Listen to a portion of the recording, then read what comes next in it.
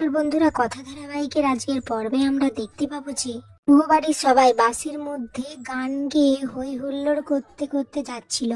আর গানটি ছিল একই সাথে চলবো একই কথা বলবো। এরপর শুরু হয় নবীনদের গান বাজনা। ছিল কাশ্মীর টু মে কন্যাকুমারী। এই গানটা গাওয়ার সময় সবাই রাস্তায় নেমে বাস থামিয়ে নাচ গানা করতে শুরু করে দেয়। হই হুল্লোড় করে পুরো পথটা তারা এভাবেই কাটিয়ে দেয়। রাস্তার মধ্যে যখন তারা নাচ গান হই হুল্লোড় করছিল, তখন ছোটকা বলে, এই গোড়াল তো মনে হয় আমরা এসে গেছি।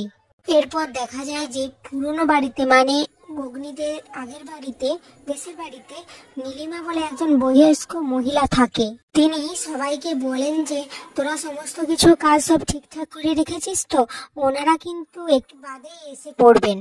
এরপর দেখা যায় যে গুহবাড়ির সবাই ওই দেশের বাড়িতে চলে এসেছে এবং কর্তা দিদা ওখানে গিয়ে নীলিমার সাথে দেখা করেন এবং কর্তা দাদু মানে যা যা জিনিসপত্র এনেছিলেন সেগুলো সব ওনাদের দিয়ে দিয়েছিলেন। ওর কথা অগ্নিকে বলে, দেখলেন তো পাচক মশাই, কর্তা দাদু ওনার কর্মচারীদের কত খেয়াল রাখেন। তখন এভি বলে, সেটা আবার কে নয়, আমিও তো আমার স্টাফদের খেয়াল রাখি।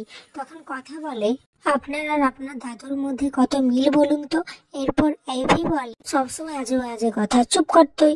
এরপর দেখা যায় যে অগ্নির মা দেখে একটু অদ্ভুত ভাবে রিয়াক্ট করছিলেন। এই বাড়িটা দেখে তার মনে মানে কিছু পুরনো স্মৃতি ফুটে উঠছিল। এরপর এভি কথাকে বলে, কি রে তুই কি বুঝিস, যে কাজটার জন্য আমরা এত কষ্ট করে এখানে এলাম সেই কাজটা হবে তো? কথা বলে, মা আনন্দের উপর ভরসা রাখুন, আমরা এখান থেকে মায়ের স্মৃতি নিয়েই ফিরবো। মায়ের সমস্ত কিছু এই ঘোরালেই মনে পড়ে যাবে। এরপর দেখা যায় নীলিমা বলে যে বয়স্ক মহিলা ছিলেন, তিনি সবার সাথে আলাপ পরিচয় করেন। এরপর কর্তা দাদু বলেন, ছাদটা ঠিক মতো সারানো হয়নি, এই দেখো এটা মনে হয় এখনই খসে পড়বে।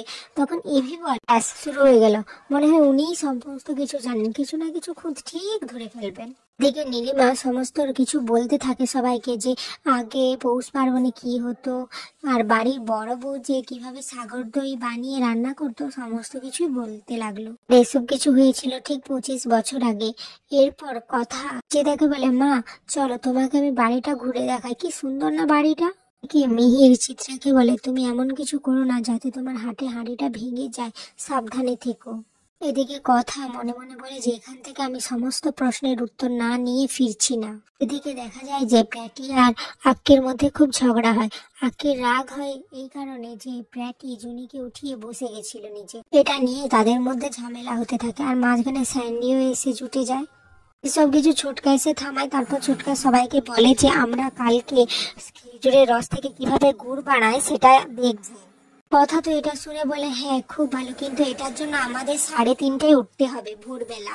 এরপর আগামী পর্বে দেখা যায় যে সেখানে পৌষ পার্বণের জন্য সমস্ত কিছু আয়োজন করার জন্য তোড়ঘোড় শুরু হয়ে গেছে। আর গুহবাড়ির রীতি অনুযায়ী সেখানে বাড়ির বড় ছেলে আর বড় বৌমায় রাধা মাধবকে এনে প্রতিষ্ঠা করেন।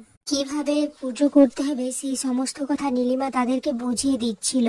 আর এবারের পুজোটা অগ্নি আর কথাকেই করতে হবে। এখানেই আজকের পর্বটি শেষ হয়ে যায়। ভিডিওটি ভালো লাগলে লাইক, কমেন্ট, শেয়ার এবং সাবস্ক্রাইব অবশ্যই করে দেবেন।